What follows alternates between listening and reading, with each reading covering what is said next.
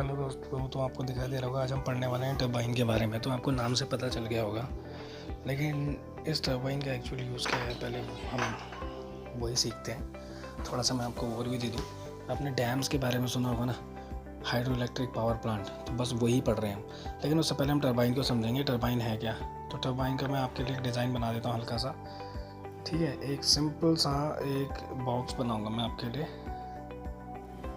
ये बड़ा सा एक बॉक्स है, ये आपका एक टरबाइन का पार्ट है, ठीक है। आप इसको समझिए, ये टरबाइन का पार्ट ही एक। इसमें एक रॉड लगी होती है सेंटर पे कहीं पे, इस तरह से एक रॉड सी होती है। इस रॉड को शाफ्ट बोलते हैं, ठीक है। मैं आपको बताऊंगा इसे क्या बोलते हैं। उसके लास्ट पॉइंट पे एक लगा होता है, क्या आपका यहाँ पे लगा होता है एक ब्लेड,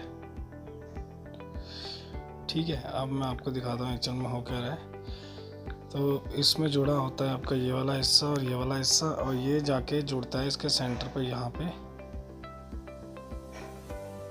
ठीक है। इस तरह से जुड़ा होता है। और ये जो बीच वाला हिस्सा जो आप देख रहे हो, इसको हम कहते हैं शाफ्ट, SHAFT, शाफ्ट कहते हैं। और ये जो आपको ये पिंक कलर के दिख रहे हैं, ब्लेड्स कहते हैं। और ये जो पूरा बनाया है मैंने, ये पूरा ये टरबाइन है। तो एक्चुअल में क्या हो क्या रहा है कि एक बड़ा सा बॉक्स है जो एक ब्लू कलर के शाफ्ट से जुड़ा हुआ है, और उसके बाद वो ब्लू कलर का शाफ्ट जुड़ा हुआ है ब्लेड से।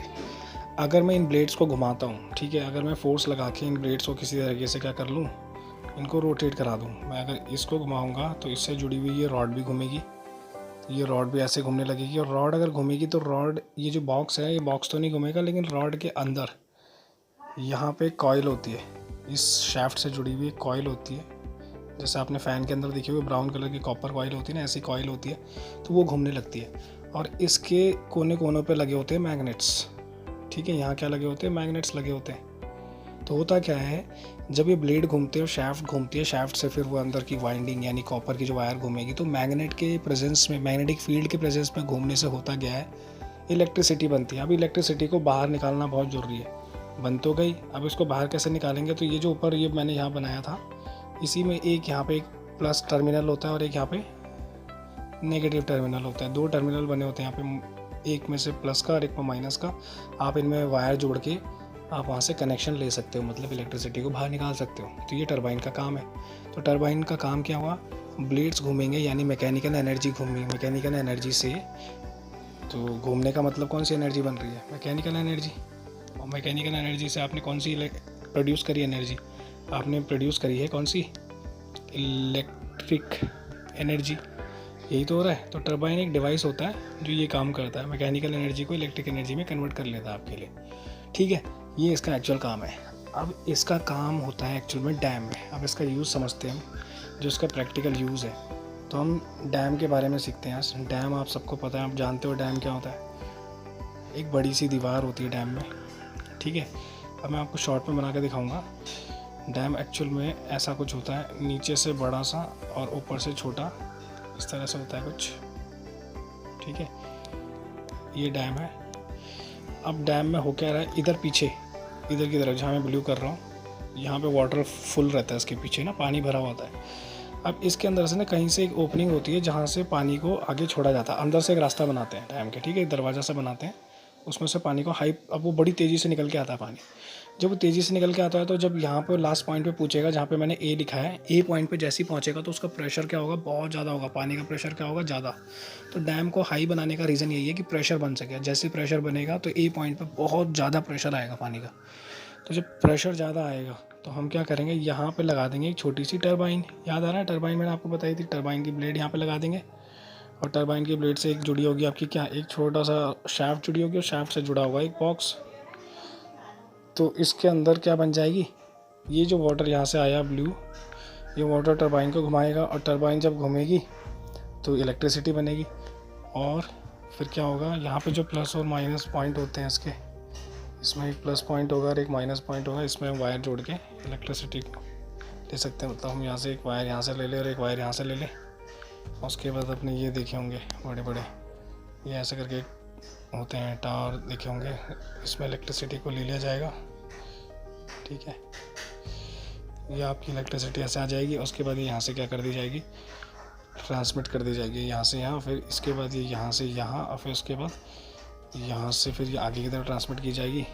फिर आपने देखा होगा कि घरों के पास आस पास उसमें पोल लगे होते हैं, खंभे जिन्हें कहते हैं आप, बस वहाँ पे आएगा और फिर यहाँ से करके बस ये आगे ट्रांसमिट होती जाएगी ऐसे करके, तो ये आगे फर्दर आगे डिवीजन होता जाएगा। तो कुछ ऐसा होता है। तो एक्चुअल में हो क्या रहा है आपको प्रोसेस समझ में आया? टरबाइन का काम क्या है? एक्चुअल में डैम में सबसे ज़्यादा बड़ा यूज़ होता है टरबाइन का। तो टरबाइन एक नहीं होती, टरबाइन काफ़ी बहुत सारी होती हैं, बड़े साइज़ की होती हैं, ठीक है। एक टरबाइन से काम नहीं चलता, और जितना ज़्यादा हाई प्रेशर यानी जितनी ज़्यादा हाइट होगी डैम की, उतना ज़्यादा प्रेशर से पानी आएगा। तो डैम की हाइट बहुत ज़्यादा रखनी ज़रूरी है। अगर डैम की हाइट आप कम रखोगे तो फिर क्या होगा कि पानी का प्रेशर बनेगा कम, प्रेशर कम बनेगा तो टरबाइन ज़्यादा तेज़ नहीं घूम पाएगी, तो इलेक्ट्रिसिटी उस लेवल पे आप जनरेट नहीं कर पाओगे। बात कर लेते हैं THDC की, जो हमारे उत्तराखंड में है, टिहरी डैम कॉरपोरेशन है ना। तो इसके बारे में भी थोड़ी सी बात कर लेते हैं। जो इस डैम की हाइट है ना, एशिया का सबसे ऊंचा डैम बताया जाता है इसको। तो जो इसकी हाइट है, देखने में तो नॉर्मल लगता है ना, तो इसकी जो हाइट है 260, ये जो पूरा टोटल हाइट है ये है 260.5 मीटर्स, इतनी हाइट है इसकी, यानी लगभग 260 और उससे थोड़ा ऊपर अगर आप +1 जोड़ना चाहो तो 261 मीटर्स की इसकी हाइट हो गई। इतनी हाइट से पानी इसके अंदर, और इतने हाइट पे है तो सोचो कितना प्रेशर जनरेट होता होगा पानी में। तो बहुत ज़्यादा प्रेशर जनरेट होता है, और टरबाइन भी काफ़ी तेज़ घूमते हैं, इलेक्ट्रिसिटी भी बहुत मतलब अच्छी मात्रा में जनरेट हो पाती है। इस तरह से इसका प्रोसेस होता है पूरा। अब बात करते हैं थोड़ा सा इसके प्लस पॉइंट की। हाइड्रो से बिजली बनाने के जो प्लस पॉइंट होते हैं, यानी पॉजिटिव जिन्हें बोल रहे हैं हम, तो इससे इलेक्ट्रिसिटी बनाने में फ़ायदा क्या है? पहला पॉइंट, पॉल्यूशन फ्री, ठीक है। तो एक तो पॉल्यूशन फ्री हो गया, आपको दिक्कत ही नहीं है, ये पॉल्यूशन फ्री होता है, ठीक है। दूसरा पॉल्यूशन फ्री हो गया, एक रेन्यूएबल हो गया है ना, रेन्यूएबल हो गया। रेन्यूएबल आप समझते हैं ना, बार बार इसको बना सकते हैं, ऐसी कोई प्रॉब्लम नहीं है। लेकिन इसके ना कुछ नेगेटिव भी हैं, और सबसे बड़ा नेगेटिव जो आपको बताना ज़रूरी है मेरे को, सबसे बड़ा नेगेटिव होता है वाइल्ड लाइफ को नुकसान कर देता है, और जो वहाँ पर रहने वाले प्राणी होते हैं उस एरिया में जहाँ डैम बनता है, वहाँ की डाइवर्सिटी ख़त्म हो जाती है। मतलब ये वहाँ के डाइवर्सिटी को लगभग ख़त्म कर देता है। तो डाइवर्सिटी ख़त्म हो जाती है, डाइवर्सिटी एंड, ठीक है, डाइवर्सिटी तो ख़राब होती है, साथ में हैबिटेट समझते हो, जिन लोग वहाँ पे रहने का जो, तो डाइवर्सिटी एंड हैबिटेट, ठीक है, क्या कर देता है? डिस्ट्रॉयड है ना, वो एक तरह से सबमर्ज कर देता है। तो सबमर्ज कर देगा तो वहाँ का इलाका आप किसी यूज़ में नहीं रह जाता। तो ये कुछ उसके नेगेटिव हो जाते हैं। पॉजिटिव आपको मैंने बता दिया, नेगेटिव मैंने आपको बता दिया, ठीक है।